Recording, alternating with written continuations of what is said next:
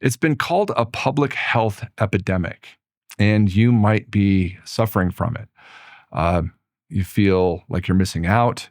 You feel like you're not connected well. You don't have any meaningful relationships.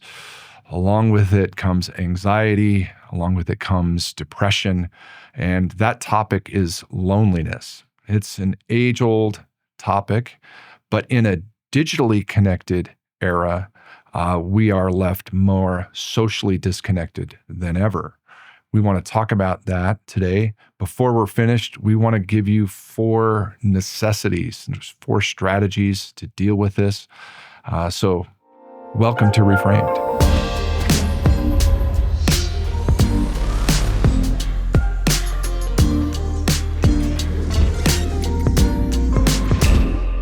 Welcome to Reframed. We take the most common pain points of life and we reframe them in and with the gospel of Jesus Christ. My name is Dan Jarms. I'm a pastor at Faith Bible Church, professor of pastoral ministries. We deal with situations like this as pastors all the time. My co-host, Brian Sayers, pastor at Faith Bible Church and a biblical counselor, accustomed to dealing with problems of life on a regular basis. So let's take a little bit of time to explore the problem of loneliness. And we're bringing this up in connection to our technology series because we experience a great digital connectivity with maybe the least social connectivity we've had in memory. We're digitally connected, socially isolated at times. Yeah. Let's back up though a little bit because loneliness is an age-old problem. Everybody experiences loneliness at some point in life. A lot of reasons why, and then the illusion, what I call it, of connectivity in the digital world has exacerbated it and made it even more of a problem. There's lots of experiences of loneliness. Pastorally, Brian and I pastored for a long time, and we read these categories, but we could have just told y'all that they existed. Widows experience loneliness. That's our biggest concern for a widow or widower. Our singles are experiencing loneliness, and we want to comfort, come alongside. Fractured families, we know that if a marriage isn't going well, one or both feels really lonely. Caregivers, so you have somebody who is isolated, just caring for a person in their family, feels really lonely. Shut-ins, for health reasons, feel lonely. The adage, it's lonely at the top. Somebody called it, if you're in an exceptional circumstance, you can feel loneliness because there's nobody else to share what you're going through. And then men and women feel loneliness differently. So I think another one is just a new setting. It could be a new job. Oh, yeah. New apartment, Right, new right. place to live, a new church, Right. new community. Right. Anytime you go somewhere new and you don't know the people around you, you can stumble into loneliness. Yeah, you move cities. Yeah. And you could be lonely for a long time. It takes a while to build friendships. Loneliness, you could use that Jay Adams illustration of the toilet bowl with a variety of issues, depression and so on. How would that apply to loneliness if we think about it? Yeah, I mean, that illustration is good for just about every kind of emotion that's negative. But, loneliness is the kind of thing where you're lonely. And so you get sad. And then because you're sad, you don't exercise good relational skills. And then you begin to think, actually, I don't have any good relationship skills. And you begin to have self-doubt, and then another bad experience, and it just gets in this circle that goes down and down and down and sort of repeats itself. I'll say to my wife and friends a lot is I love being with people. I'm not very good at it. So, but if you let that go, like you end up in that toilet bowl, you end up withdrawing. Yeah. And then even more lonely with it.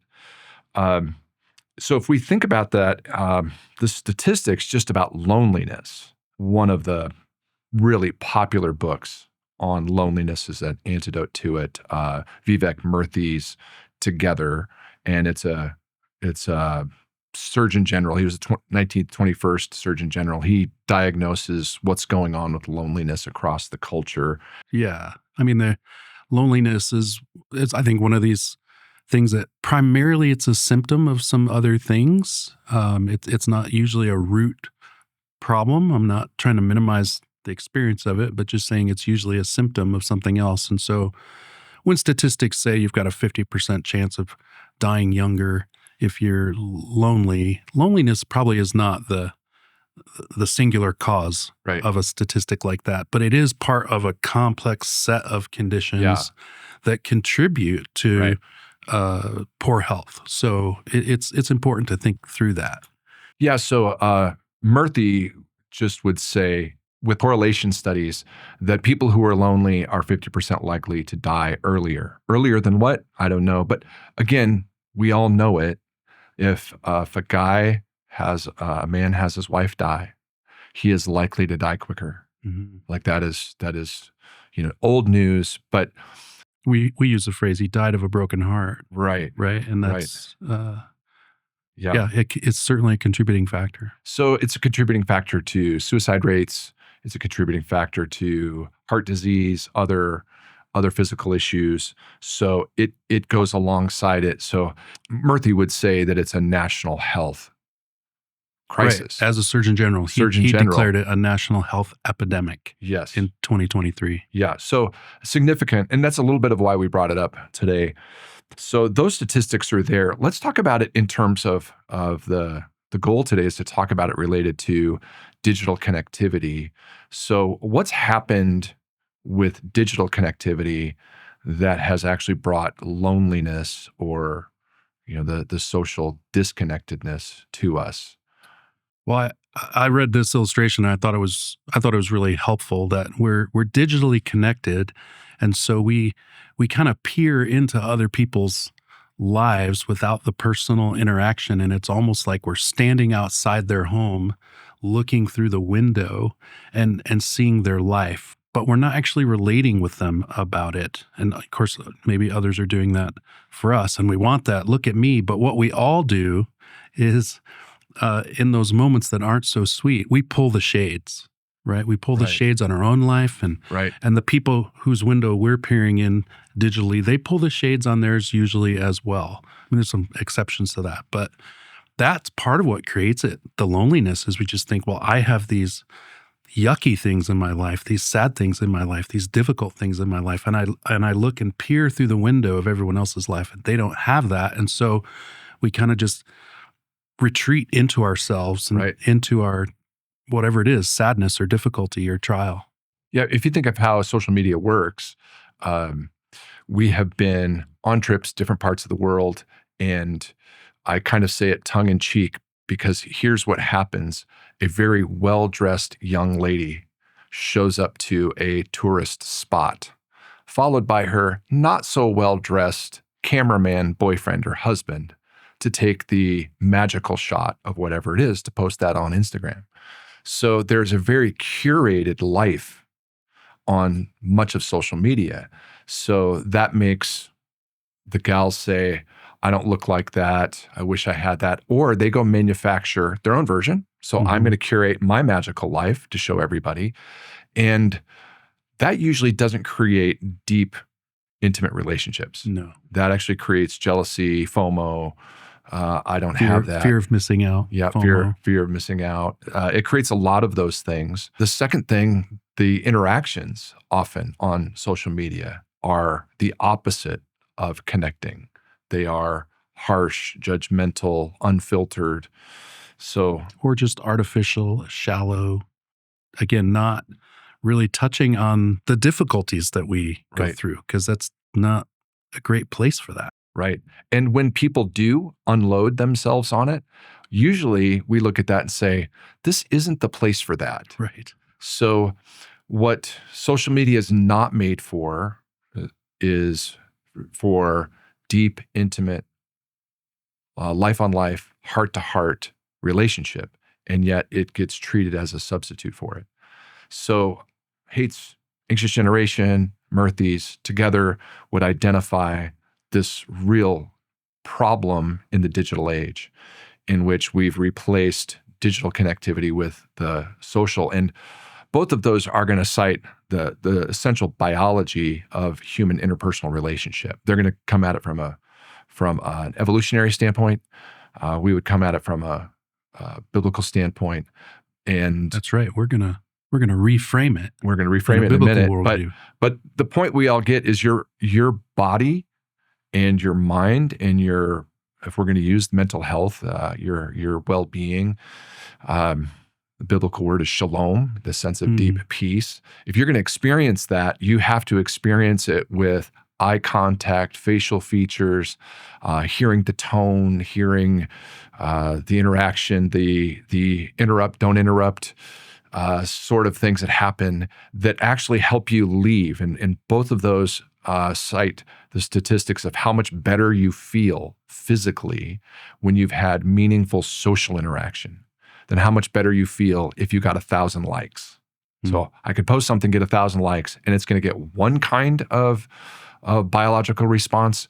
And I could come to church and sing 3 songs and have an entirely different and better biological response. So why do people love concerts?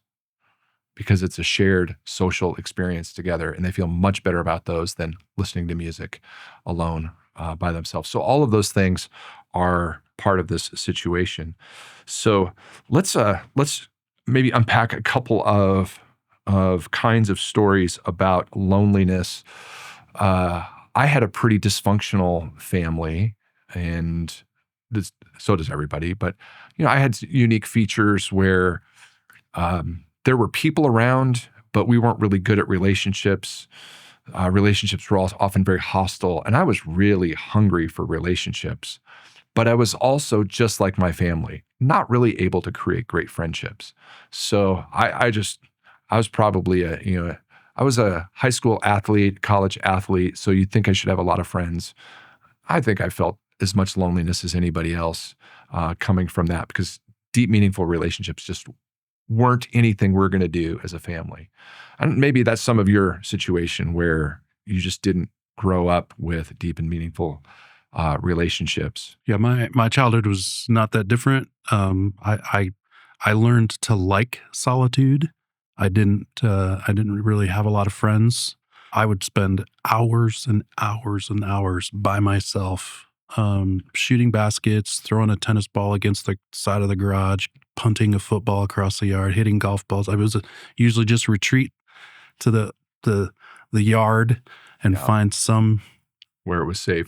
where it was safe, and just Yeah. found some sport thing to do for Yeah. hours on end. Yeah.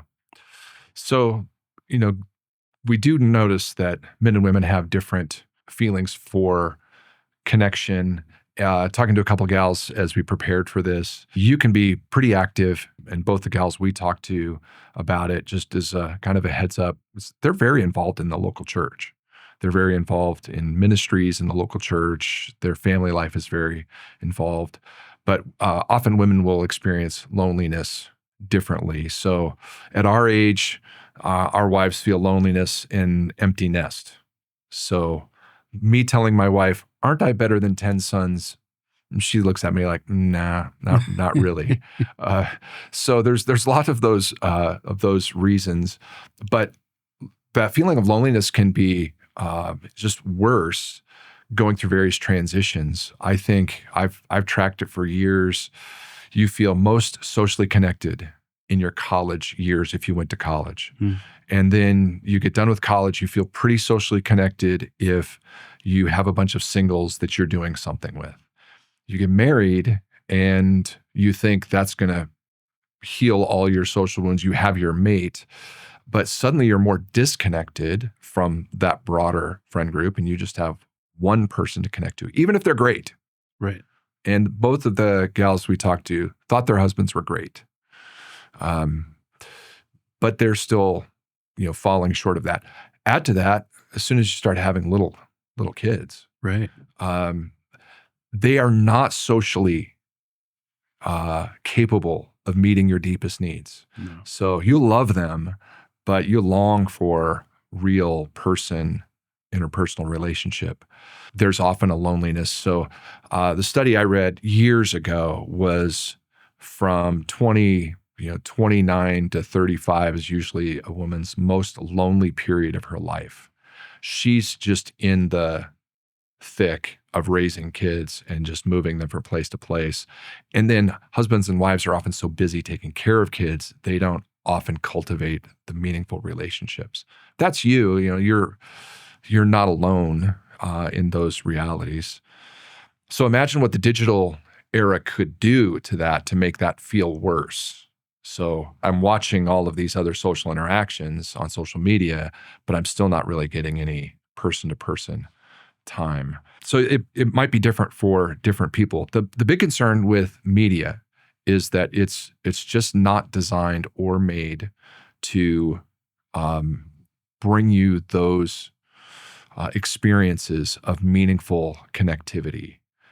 Right now, almost all media is designed to get your attention, not to fill your cup, as we like to say. It's not going to fill your love cup. It's going to get your interest, but it's not going to leave you satisfied with it.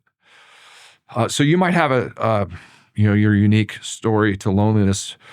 Let's talk for a minute, because we've referred in the series to a couple of resources. The Anxious Generation is highlighting it for young people, how social media has created an anxious, depressed, isolated set of kids now in their late 20s that he would talk about it. Murthy's book has an element where he talks about social media and how it's counterproductive for it. What are some of the expert solutions? So what are the answers that you hear about this? I'm wondering if we should frame this theologically first so that when we give the practical tips, it has the theological grounding underneath it. Yeah. Like why we do what we do. Yeah. These aren't just things that we do because it will solve the problem. They're Right. things we do with God's glory in mind. What Right. does it look like to love God and love neighbor? Yeah. So I'm just thinking theologically, we're created to be social beings. Like we're created in the image and likeness of God, a triune God, Father, Son, and Holy Spirit existing from eternity past, totally self-satisfied in himself, relating to one another within the Godhead. And then he creates man in his image. And immediately it's not good that Adam is alone. Now, Adam being alone was not just loneliness. In fact, I would say it's not loneliness. Though what Adam needed was a partner. He needed someone to relate to, someone to come alongside and cooperate in life as part of reflecting the relational image of God. Right. And so God creates Eve. And amazingly, two people rightly related to God, absolutely no loneliness. Right. So the perfection of relational dynamic was there just with Adam and Eve in the garden. Now sin changed all of that. Yeah, but if I think about that in the garden, they're perfectly relating to their creator and perfectly relating to each other, which is the ultimate expression of meaningful social interaction. Yeah. Connected to God, connected to each other. Yeah. Yeah. And that's God's will, desire, plan, and purpose for us. Right. So then the rebellion, we don't need God. We can stand apart from God. Now that's Satan's lie. You'll be equal to God. So you could stand apart from God, actually created the initial loneliness, the isolation. Yeah, immediately Adam and Eve hide. Yeah. Right? They pursue isolation. They get away. Because now the relationship is broken. Right. So loneliness was experienced the moment they ate from the fruit and felt that. One of the Bible words is alienation, separation from God. So loneliness, in a sense, is going to be a part of the experience of the fall into sin. So lots of biblical words about it: alienation, separation, isolation. There's going to be a lot of experience about that. The psalmist is going to talk about being away from the presence of God. He's going to talk about the longing to be with God's people if he is in exile. He's going to talk about the distance he feels from God. Why have you hidden from me? It is one of the most common experiences in human existence is we're not quite socially satisfied. Yeah. I think too, like in some of the penitent psalms, you'll hear. I think this is in Psalm 88. I think it's and some others where my friends and family they stand far off, right? So they talk about like yeah, there's just distance. Sin is just breaks everything, Right. including relationships. Right. Yeah. So that frames really the origin of loneliness. The origin of loneliness in secular terms. So both Murthy and Haight would say that we're biologically formed for connectivity. So loneliness is a biological mechanism to get with people so that the species can grow. But the Bible speaks of it in different terms. Right. We were estranged from God, and we were estranged from each other as a result. So the list of sins of not worshiping and not fellowshipping with God is also attached to the list of sins against each other. And loneliness is part of that. So worldly solutions, I listen to enough, go through enough. I could jokingly say, join a dance club. Yeah. It'd be great for your physical health. It would be great for meeting people and having fun. That's one. So join a group is going to be one of the solutions. Develop meaningful friendships is going to be another one of the solutions. So those are true when we talk about digital. So don't spend as much time in digital relationships. Raise up real in-person relationships. So develop those, sort of trade out. Murthy would say there's good use in digital relationships. They can foster interpersonal relationships. Hey, I saw you posted that. Let's talk about it like over coffee. Like they can work together. You can keep up with people who are a long ways away so that when you are together, you can speed up those social relationships. So there's good use of the media tools. But that's only going to get you so far. And as I talk to, let's say the gals we talked to about it, the people in their life are pretty good people. Yeah. Good spouses, good church interaction. And yet there's still this, we're still missing something. So let's bring the gospel to bear on that then. So worldly solutions get us so far. And the gospel is going to take us all the way home with it. So Yeah. unpack that a little bit. Well, I'd say the first aspect of how the gospel solves our loneliness problem is we've been created to relate to God first and foremost. One of the things that I think the digital world has created is an inability for us to appreciate and participate in solitude, taking a walk by yourself. Most people don't do that. Taking a prayer walk by yourself and spending that time with the Lord and the beauty of His creation and seeing His wonders. The digital world is like, no, I've got to be like interacting with someone, something, whatever it might be. So I think to cultivate solitude, a healthy kind of solitude, but the kind of healthy solitude that brings God into it, where He is a part of your life, part of the relational dynamic, prayer, the Word, inviting all that into it, I think is first and foremost, like that's why we were created. So let's do that first. But then the first and second command was love God and love your neighbor. And so then not asking yourself, I'm lonely, what are people not giving to me? But actually to try by God's grace to maybe forget your loneliness and say, what has God called me to do for others? How can I love one another? You think of all the one another commands, like none of those can happen unless you are pursuing other people in your lives.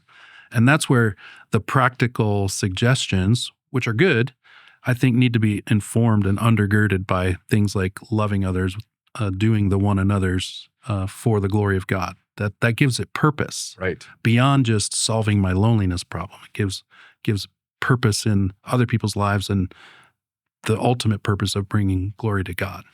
Yeah, and what sets under all of that, the loving God, loving others, is the way in which God has resolved or reconciled people to himself. Mm. So John 17 is this picture of Jesus' intimacy with the Father and his prayer with the Father.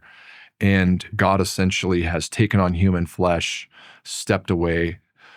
God never stops fellowshipping with God, but Jesus, the God man, experienced a relationship with God the Father and said, now I want to experience this again. Like something happened when I took on the incarnation that I was willing to do. I was willing to step away from the way we fellowshipped in order to bring them in. But I want that restored, and I want my people to have that restored. So the language on this kind of thing in the Bible is very striking. He was smitten, he was forsaken. The Psalm 22 that Jesus quotes on the cross, my God, why have you forsaken me? What Jesus does in the gospel to bring us forgiveness, forgiveness allows reconciliation, and forgiveness now allows us with fellowship. So what Jesus did is the ultimate example of going through loneliness so that he could restore fellowship. And John 17, he wants that. He wants the fellowship that he has with the Father. He wants to share it in glory as the God-man, and he wants his disciples to share it in glory. And that's God's purpose. One of the verses that I was thinking of with this, just putting it all together, is Romans 5:10, for if while we were enemies, we were reconciled to God by the death of his son, much more now that we are reconciled, shall we be saved by his life. More than that, we also rejoice in God through our Lord Jesus Christ, through whom we now have received reconciliation. So the issue of loneliness is ultimately going to be satisfied as our relationship with God is restored. And that's what Jesus went to the cross for. Mm. That's what he was forsaken for, was to restore relationship. Yeah. And, listen to how John puts this. Yeah, go ahead. He's talking about the entire message of the Yes. gospel, right? That the word was manifested and we've seen it and testify and proclaim to you that eternal life, the gospel message.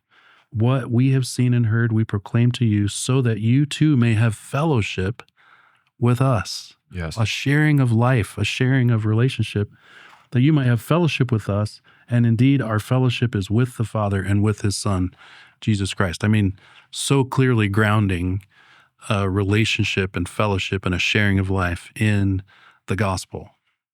The American individualist, American individualism is contrary to good fellowship.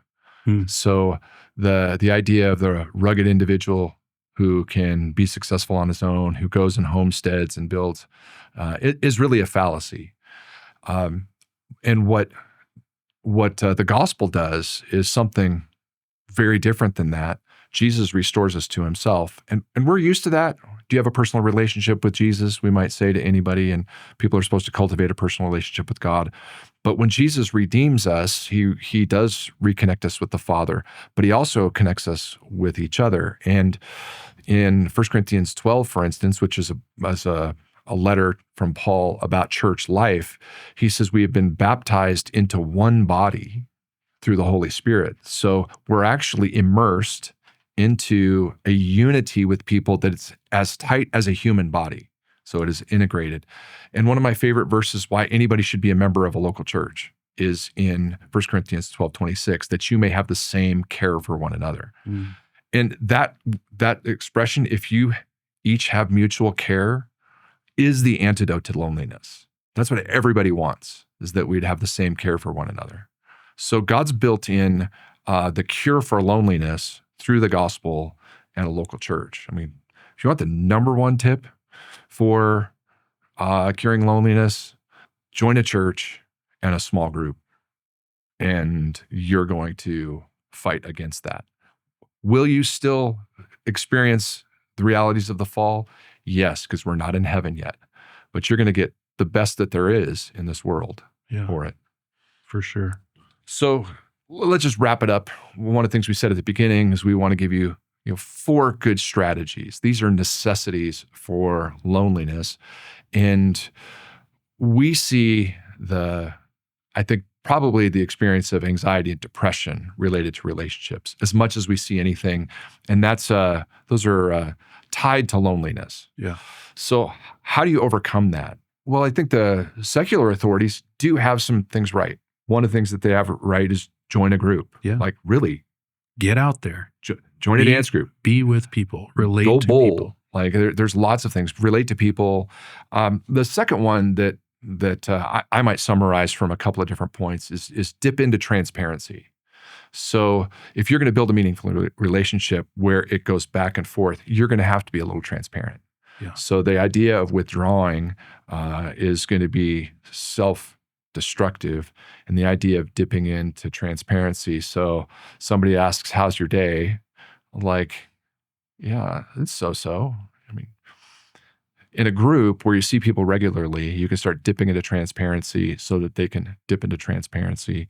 We start to think no one else is experiencing the sadness or the difficulties Right. or the loneliness or Right. whatever, but we all are. Right. Let's be transparent with each other and support one another and have Right. that same care for one another. The third is to cultivate interest and compassion. So one of the things that's going to help you not be lonely is to start really caring about somebody else, not just a pet. Like, pets are good. Pets are great. We have a couple of them. It's not a bad suggestion to get a pet if get you're a really pet. lonely, but Yeah. It might make you live longer. Might. Yeah. Or not. I don't know. But cultivate interest and compassion, and this in a socially in a digitally connected era has made us much worse at social connectivity. So you might think through, like, I don't know, a resource that we liked. It's got limits, but we like it. Is the 6 Conversations by Heather Holleman, and essentially, her main point is show some interest and engage with people, and you're going to actually feel a lot better. Show some interest. I remember walking into a coffee shop filled with all these people on their workstations. You know, they have their laptops and they're busy one day. And the people, the baristas, are just like, they're going through their day. And I stopped and I looked, because it was beautiful weather outside. And I looked at them and said, like, what a perfect day. I mean, here you are at this coffee shop. There's a set of people working because they want to be working with people. There's a set of people who are having a conversation in the afternoon. Like, isn't this ideal? And all of a sudden they looked at me like I was an angel, like set to encourage them, because they're just pumping out coffee and nobody cares about them. Nobody cares about their world. It was really odd. I'm just a small town guy. Like, we showed shallow conversation interest all the time. Like, I grew up with shallow conversation, but they don't even get shallow conversation. So it was suddenly interesting to watch them perk up with something like that. So show interest and compassion. Loneliness, in some senses, when you're looking into yourself, right? And it just stands to reason that part of the solution is looking out to others. And if that's what God has created us for, then we're doing that. You know, to intentionally do that for His glory is going to have these wonderful effects on your own emotional and mental well-being. Yeah, and the best for last might just be as simply said as come to the Lord. Join a group, dip into transparency, cultivate interest and compassion. But all of that needs to be rooted, because the fundamental issue why all of us experience loneliness is because our sin alienated us from our very social God. And coming to the Lord is going to be the way to do that. So your expression of solitude is actually just getting things in the right order. Yeah. So if you don't come to the Lord first and fellowship with Him, He speaks through His word. He speaks through other people. He speaks through the circumstances. And so coming to the Lord is really going to be the ground floor for fulfilledness. I feel the most socially connected after I've read and prayed and connected with the Lord. I feel better. I feel like I'm connected. And then it's much easier to connect with my wife first thing, or with my friends at work, or with people I interact with. Jesus often retreated to a solitary place, it Right. says, to pray with his Father. And that was often right before or right after he did something with multitudes, with the crowds, Right. So He could have been more popular. He yeah. could have done more miracles. And he said, it's more important that I'm well connected with my Father. Yeah. And the very term in the New Testament that comes with the gospel is something so common that we overlook it, but it's so radical. Jesus tells us when we pray to say our Father.